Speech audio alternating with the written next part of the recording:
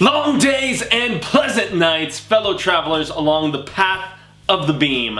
I am known in this realm as Jaime and Fuego, and if it please you, join me once more for some palaver here on the horror show for part 5. That is right, cinco of my coverage leading up to the release of the Dark Tower movie entitled The Road to the Dark Tower movie, which is inspired by Mr. Bev Vincent, who wrote a book entitled, yes, you probably guessed it, The Road to the Dark Tower. Everybody needs to check that out, along with this amazing Stephen King series that I read once in its entirety as I was going through all of the different Stephen King books, because a number of years back, when I realized that so many of his most celebrated works, including Salem's Lot, The Stand, It, and various others, all interconnected with this grand opus that is The Dark Tower, I was like, you know what?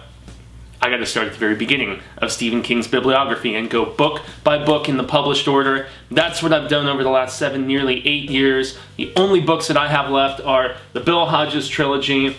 I skipped and I read Revival, which was amazing, and I cannot say how awesome that one was. And I actually, just as you see there, the newest entry to my collection is Gwendy's Button Box, which I'm going to be doing a review here on the horror show for very, very soon. But today we are talking about entry number 5, The Wolves of the Calla. Now, and we already talked about book 4.5, which you saw in my previous review, which was the only one not to be released on the 19th of the month, which is when I've been releasing all of these leading up to the August 4th release of the Dark Tower film.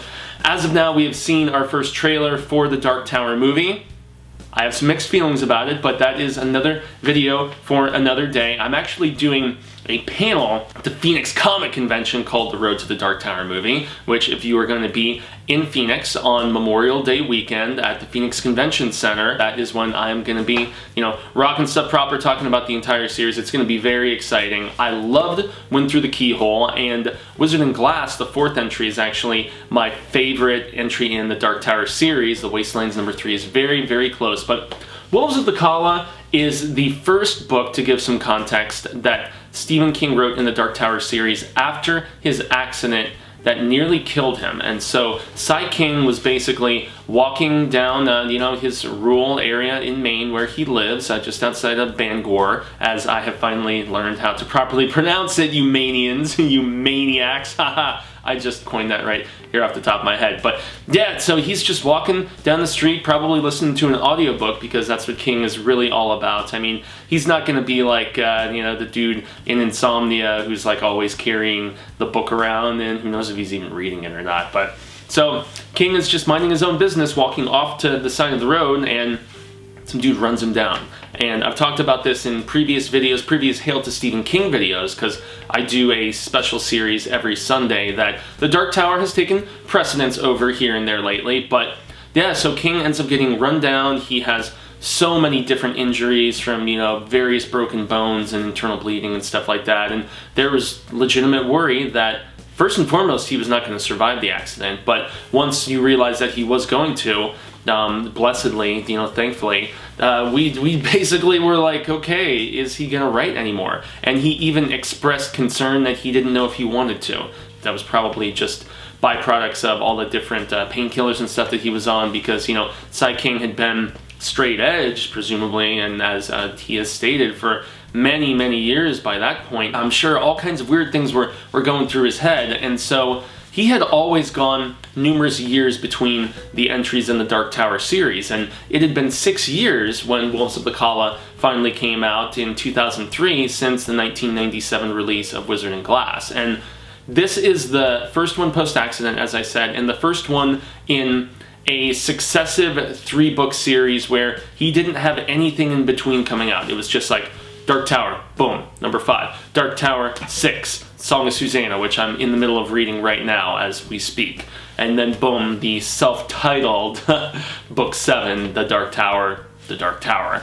So I could argue a little bit that the approach to the writing in 5 through 7, because of the fact that he didn't give the entries the ability to breathe, and he almost like kind of forced his hand, so to speak. But Wolves of the Calla is the one that, of the final 3 Dark Tower books, I probably enjoy the most because of the sheer fact that it ties in directly with Salem's Lot, which I recommended in one of my first Hail to Stephen King videos. You see that awesome Cemetery Dance edition right there that they just put out a couple years ago. Salem's Lot is one of my top 5 Stephen King books ever. Absolutely adored. It's not in my top 3, but it's definitely in my top 5. I love all the stuff with Barlow. I love, you know, the Petrie kid and him joining up with the writer, and, you know, Father Callahan, my namesake. Haha! Jaime and Fuego is a moniker that I have gone by for many years, but I am an adopted Irish Mexican. And so, yeah, Father Callahan is a character that turns back up in this book. And I've had lots of friends tell me that they feel like this is a disjointed book, Wolves of the Calla, and that it's also a slow-moving book. So, once again, it's over 700 pages. It is a monster.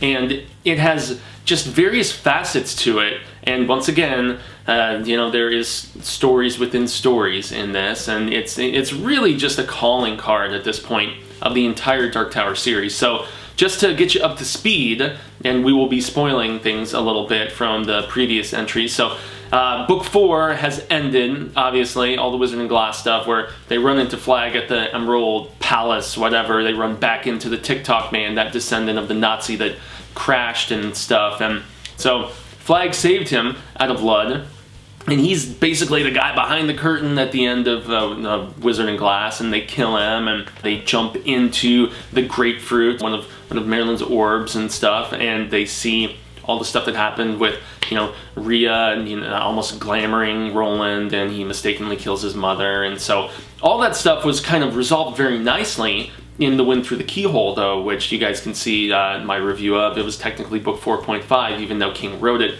long after he had finished the original 7 books. And so, yeah, they're back on the path of the beam, and they're right on, our Katet is on the verge of going from mid-world to end world. So an end world is where Thunderclap is, and where, you know, we suspect much of the ill shizzle that is really working to destroy the tower and the beams that are supporting it. That's where all those people are hanging out. And so there is I guess a colony of sorts, a Calla, Calla Bryn Sturgis, and that is where Father Callahan now resides. Yes, that same Father Callahan from Salem's Lot. But more importantly, there is an entire community of farmers and just really well-to-do people that, being on the edge of Thunderclap where all this evil stuff is going down, they have been tormented for years, just every generation, by these wolves, hence the name of the book, the Wolves of the Calla. And what these wolves do is they ride in,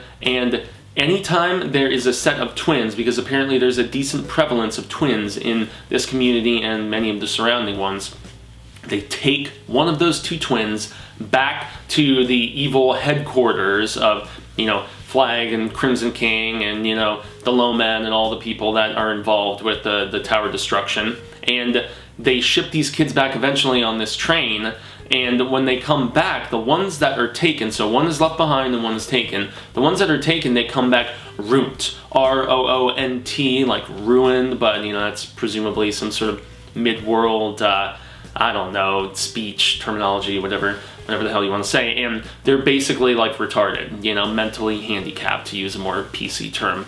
And they are also like enlarged, so it's almost like their physique has been just, you know, dialed up, and yet their mental capacity is pretty much completely gone, which is really just, it's sad, and it's horrible to think that generation after generation here on the verge of Endworld, on the borderlands in Midworld, have just been terrorized and had their children taken so many times. And there's this dude by the name of Tian Jaffords, and as they realize that the wolves are about to come back, and he has a couple sets of twins, so this is like, he's way more invested personally in everything. He essentially says, we need to fight back. And he tries to stir up some further within the community. And this is like what the prologue entails. This is even before we rejoin the Katet after they've escaped the Stark Blast and everything in Wind Through the Keyhole, and, you know, left the Emerald Castle and, and all that shizzle. And so it's an interesting dynamic where the community is, they're passing their little feather around, which is how they all give each person the distinction of having the floor, so to speak, to address everyone. And the squabbling that goes down amongst the Mani and then the regular, you know, I guess people who are living there in the Calla, they are all amongst different opinions of whether they should fight back or whether they should play it by ear, or whether they should lay down and just let it happen. Obviously, people who are older and who don't have any kids are like, let us just allow things to continue the way that they always have been. And so it's a conflict of interest, and then all of a sudden, we see our B.A. father, Mr. Callahan, you know, with the cross still on his head from where Barlow burned it into him, you know, near the end of Salem's Lot. And he is all about trying to fight back, and he says there are gunslingers on way. They're basically going to run right into where we are, and we should attempt to employ their assistance. We should go and petition them and cry their pardon or something, and just, you know, really see if they would be willing to do what those of the white and, you know, those of the descendants of the line of Eld and stuff were basically trained and raised to do, which was, you know, serve the peace. They're basically like a mix between sheriffs and knights and stuff, and this is much more on the sheriff side of things, though. I must say that as Callahan and the people from the Calla go and petition Roland and you know, the rest of the Quartets, and, you know, Susanna and Oy and Jake and Eddie, it's interesting because of the fact that they're pretty okay with it right off the bat, but there is also a force and an energy which is calling them towards the Calla as well, and it is that of Black 13, which is the most dangerous and devastating of all of Maryland's, you know, like magic balls of sorts. Yes, magic balls. You have balls. I like balls. And Black 13 just so happens to be in the church that Father Callahan has put together since somehow getting to the Calla and getting to Midworld, and we'll get to that at a point here very soon in the storytelling and the retrospective here. But so this is where we learn about something called Todash, and Todash in the 5th volume of the Dark Tower is where we learn about almost like, it's very Doctor Strangey in some ways. It's almost like an astral body projection type of experience where you leave your body and your spirit or your essence, or, you know, it's almost like a dreamlike state, but you are actually there. And there are various instances where the various members of our quartet go Todash and they're back in New York. And yet they're in an era of New York and in an alternate reality of New York, because remember in Wizard and Glass we realized, like, oh, we're in Topeka, Kansas, but it's not the same Topeka, Kansas, you know? They've got their Nas whatever cola instead of Coca-Cola, and there's these weird off-brands of Japanese vehicles, and the sports teams have totally different names that nobody has ever heard of, and so it's that, and the superflu has ravaged everybody, but yet it's not the same superflu ravaging that we saw in The Stand. And so this book is where King, besides the Todash, you know, astral, you know, projection type stuff, this is where King further works on the mythology of there are so many different alternate dimensions that are very, very similar to one another. It's almost like where, you know, there's a ripple in, like Back to the Future status, you know, how the smallest thing could just alter things in a timeline and, you know, cause splintering things, and just so many differences and yet so many similarities. And it's really fascinating the way that he kind of plays upon this as they go Todash, because they're in a version of New York City that is so very similar but yet has very specific nuanced differences. And it's fascinating the way that they end up realizing how they're going to protect that lot with the Rose. And we get some more with Common Tower, we get some more with, you know, the Manhattan Restaurant of the Mind. We learn more about the Somber Corporation and how they tie in with North Central Positronics on the Midworld side of things, and how, you know, there are all these different just menacing, you know, henchmen, I guess, of the Crimson King on both sides and in all of these different dimensions. And yeah, so the quartet basically hatched this plan where they're like, okay, how can we protect the Rose and the Lot, and what is essentially the counterbalance to the Dark Tower itself in the real world of sorts. And they decide that they are going to buy the Lot, and there's other people that are, you know, teamed up with Balazar, and presumably more, you know, real world, you know, once again, menacing peeps of the Crimson King and the Low Men, and this entire... It starts to get a little convoluted for me. And this is the entry where I started to just love the series a little bit less, because I just didn't like all of the tie-ins with the real world as much as all of the stuff actually going on in Midworld. And I mean, it's interesting at times. It's interesting the way that King starts to really tie in the number 19 with everything, you know, like when you see, you know, Father Callahan's full name, Donald Frank Callahan, it's 19 letters, and so the number becomes so much more prevalent, and there's so many coincidences with names being, you know, used in multiple realities except under different distinctions. And so, I mean, you can tell that King put an immense amount of thought into the mythology, but at times it doesn't work as well for me, you know? What does work very well for me is where we find out how Father Callahan actually got to Midworld after leaving Jerusalem's Lot, and that actually makes up a big bulk of the middle of this massive sprawling novel. And so you find out that his alcoholism got even bigger and bolder and crazier after he escaped Salem's Lot, and despite the fact that he drank some of Barlow's blood, he never fully turned, and yet he just wandered on the roads of America, and he ends up finally starting to do some good. He's, you know, working at a homeless shelter in New York City, and this is where he starts to really just realize that there are various levels of vampires. There's type 1s, type 2s, type 3s, you know, Barlow being one of the strongest, he's a type 1 and he is the rarest. And then, you know, there's other levels where they're more incognito, you know, as they get to the 2s and the 3s, and they're not as strong. And so it's a very interesting bit of information about just what happens with him. It was originally supposed to be like a Salem's Lot sequel of sorts, and apparently King decided he was gonna just incorporate it in. And I can see why some people, friends of mine who love the series, don't like that stuff. They feel like it makes the narrative more disjointed, and yet I absolutely love it. It's some of my favorite parts of this, as they are working towards helping this community train to kind of combat these wolves that are coming.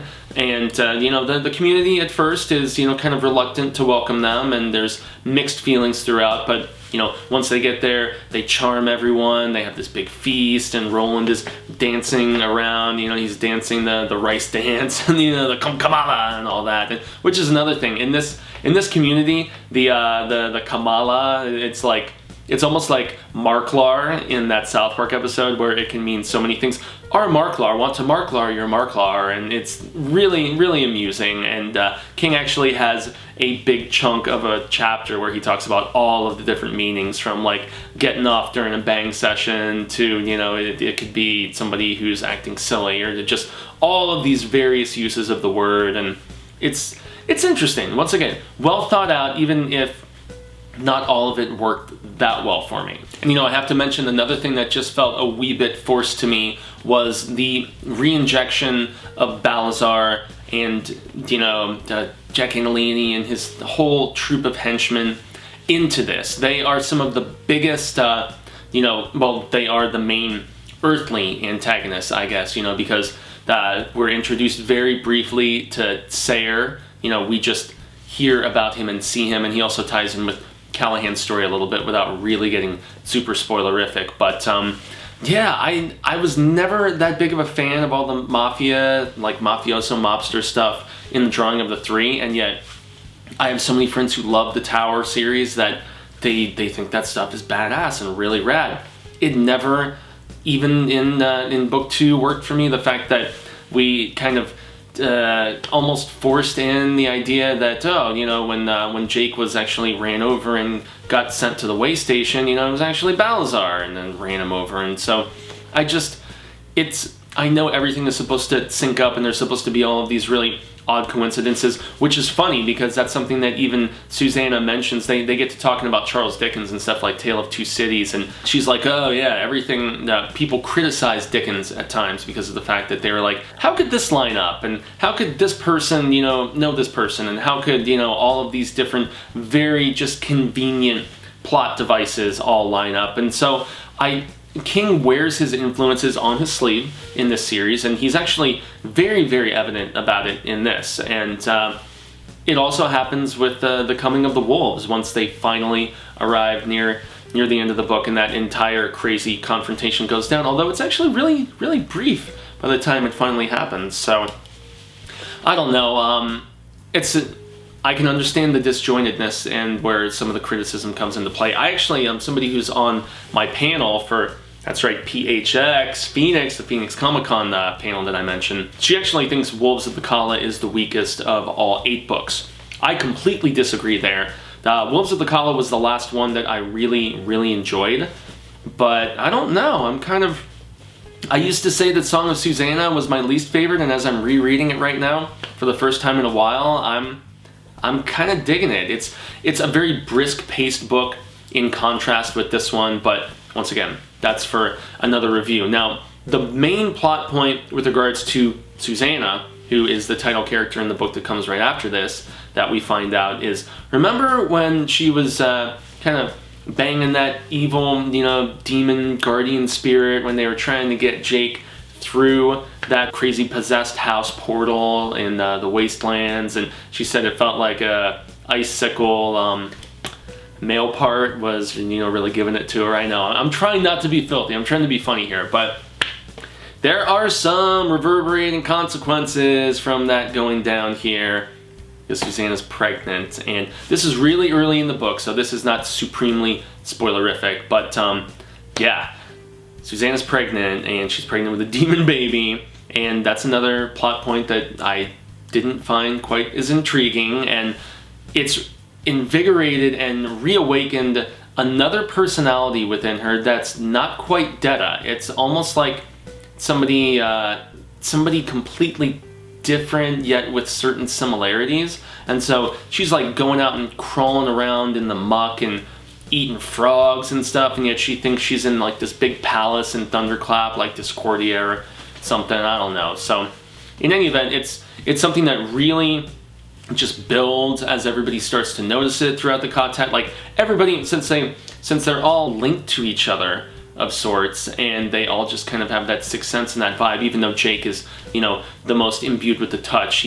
They really draw the similarities here more so than ever with the fact that Elaine is the Jake character in this new content, and that, Eddie is Bert, obviously, and I don't know, is Susanna, Susan from that.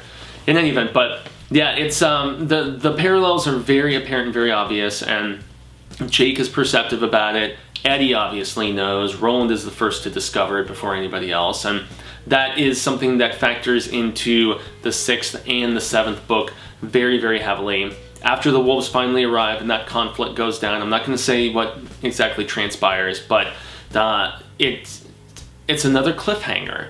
Very similar to the Wastelands, in the fact that we are left waiting, and we're just like, oh god, what is going to happen? But unlike the Wastelands, where you had to wait years and years and years to, see how things were resolved with Blaine the Mono and everything, King had Song of Susanna, the 6th book, coming out like the very next year, and then later in that year was when we got that self-titled final book, The Dark Tower. And so I really like this book, but I don't love it. As I stated already, I love the Callahan stuff. The Toadash things are interesting, but the whole, we're going to put together, a bid to buy the land from Calvin Tower, who owns this lot, apparently. That's another big reveal. Maybe I should have saved that one. But yeah, Calvin Tower, the Manhattan Restaurant of the Mines owner, him and Deepnod, they factor into this story fairly heavily, and also we get more explanation about the Lowmen, which we were first introduced to in Hearts of Atlantis, and how they have some connections with what was going on with Callahan and his journey before he jumped over. So this is a very dense and rich book, but I can understand why a lot of people don't like it. It's doing some massive universe building, and yet I didn't like every bit of the universe building that it was doing. And I know various people who love the tower so very much, but there's a lot of fascinating stuff. It's really, as I was rereading it, I had to think of it in the grand scheme of everything, and how it really borrows a lot, as King even mentions at the end, from, you know, the Seventh Samurai and Magnificent Seven, and the fact that there is this isolated community that is being terrorized by forces bigger than their own, and people, you know, with just the firepower and the conviction stepping in to assist. It's familiar topics, but once again, King wears his influences on his sleeve in this, and there is one mention during a Toadash sequence that I have to say, and that's where Susan is having an interaction with Roland, and Roland mistakenly calls her a different name, and then, and I'm not going to say what that name is, but shortly after that, he comes to think, okay, there was only one woman besides Susan. He doesn't say Suzanne. Susan, you know, Susan Delgado. He makes this really just interesting little Easter egg reveal that there was only one woman that was of any note after the lovely Ms. Delgado, the love of his life, you know, was burned in Charyu Tree by Rhea and all those crazy people in Magus. And so that is going to be the next bit of the Dark Tower coverage that I do, because it is going to cover the Little Sisters of Eluria, which Marvel did a great graphic adaptation of. It was also featured in Everything's Eventual, and so this story, as I've mentioned before, I could have reviewed it right after the Gunslinger because it's a younger Roland. It takes place kind of in between him pursuing the Man in Black through the desert and the fall of Gilead, presumably, because he's on his own and whatnot. So that short story, or novella I should say, is going to be the next bit of the Dark Tower coverage, and I'm really excited to talk Song of Susanna because I'm liking it a lot more here this new time that I'm reading it currently, in contrast. And it's really kind of funny to think, because I loved Wolves of the Calla a lot more the first time that I read it, and this reread, I think maybe I was more aware of its flaws, you know, here and there. But it's still a very cool book, and does so much just world building and introduces new characters and ties in other ones with bigger plot points and stuff. And yeah, it is still very much worth your time and very, very awesome. So I've been Jaime and Fuego. You can find me on all social media sectors: Twitter, Instagram, Facebook, YouTube. Make sure to like, share, subscribe. Do the same thing here on The Horror Show. Once again, I have that panel, which is going to be at the Phoenix Comic-Con, that I am supremely stoked about. Cecil Laird is going to be a part of it. Two special guests that are die-hard Tower fans. We're going to be talking about the upcoming movie. We're going to be talking about all of the books, a little bit about the Marvel Comics, some of the tie-in novels as well, you know, like Black House, where you learn more about the Breakers, and you know, Insomnia, where we really started to get a proper grasp about the Crimson King, and you know, just how things reverberate along different levels of the tower. All themes that really get expanded upon big time here in Entry 5 of the Dark Tower saga. But that is where the journey ends, at least for now, my friends and fellow constant readers. I do hope that we have been well met. I urge all of you to not forget the faces of your fathers and your mothers, and until the Wheel of Ka comes around once more on the 19th day of next month, which will be the month of June when we're talking Song of Susanna, although as I mentioned before that, you will see that bonus review for the Little Sisters of Eluria. Hasta luego, sin amigos. I hope that it is sooner rather than later, and until then, stay scared and read Stephen King's The Dark Tower. I look forward to discussing it with you further.